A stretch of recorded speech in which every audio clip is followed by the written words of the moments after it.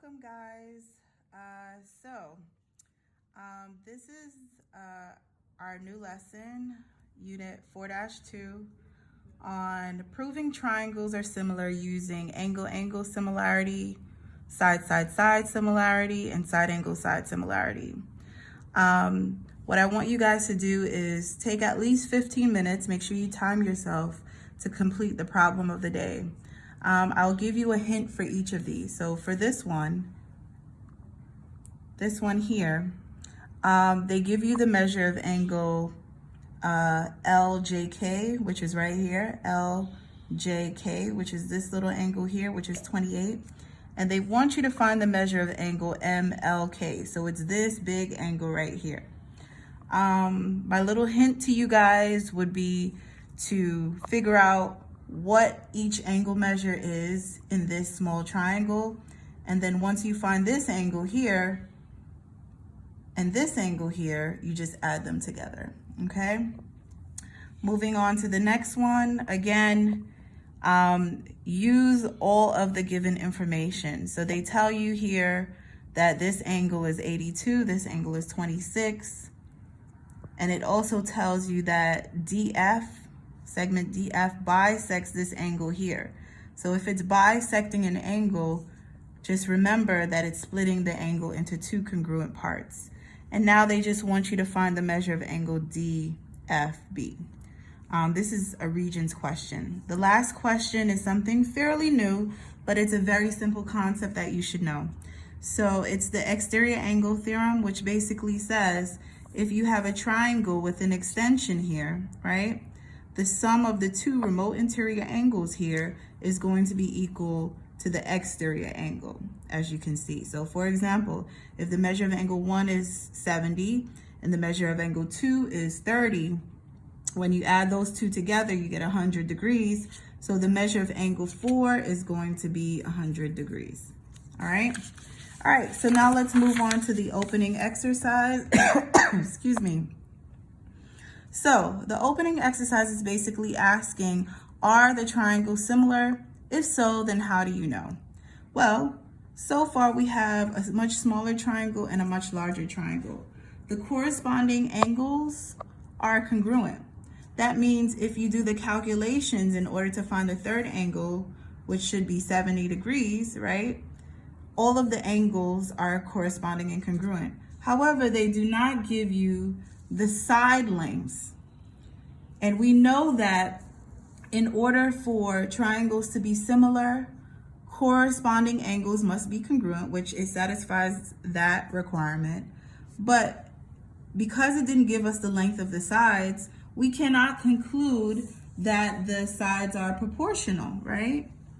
Now, if I were to make up sides, let's say segment AC is 5 and segment DF is 10, and I create a ratio and it reduces to 1/2 with a scale factor of 2, right?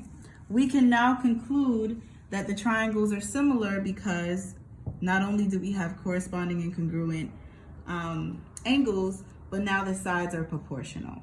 So I want you guys to take some time, write your answers in the box, or in the space, I should say the space provided below.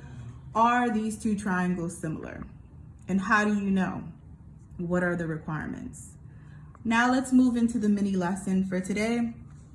In the previous lesson, we studied the requirements for why triangles will be similar, right? They have to satisfy these two requirements, right?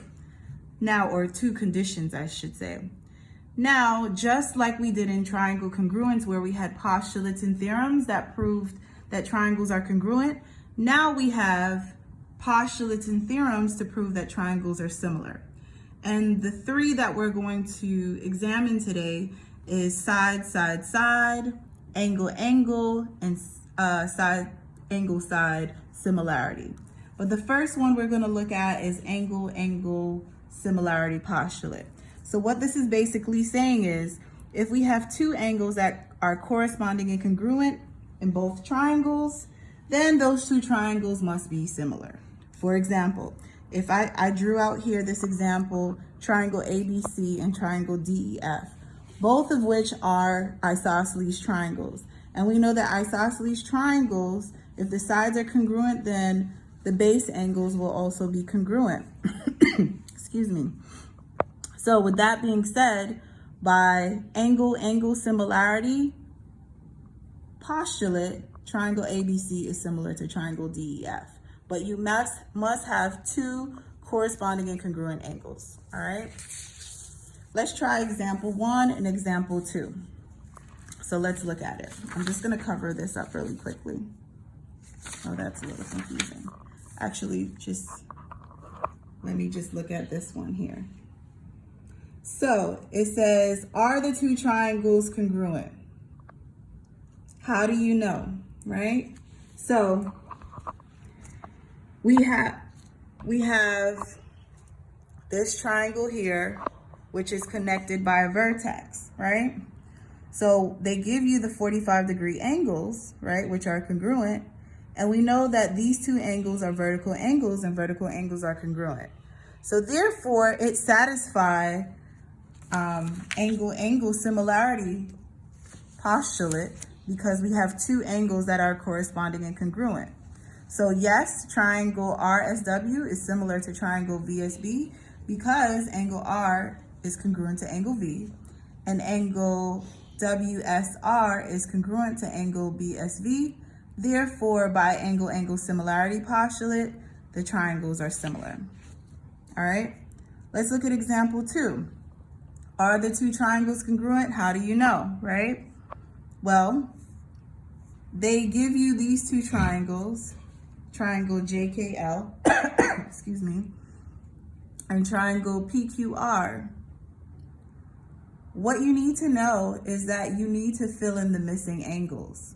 So we do this by basically doing our calculations over here. So I found the measure of angle K, which turned out to be 80 degrees, and I found the measure of angle P, which turned out to be 25 degrees.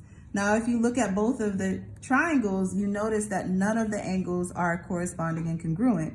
So therefore, they are not similar, okay? All right.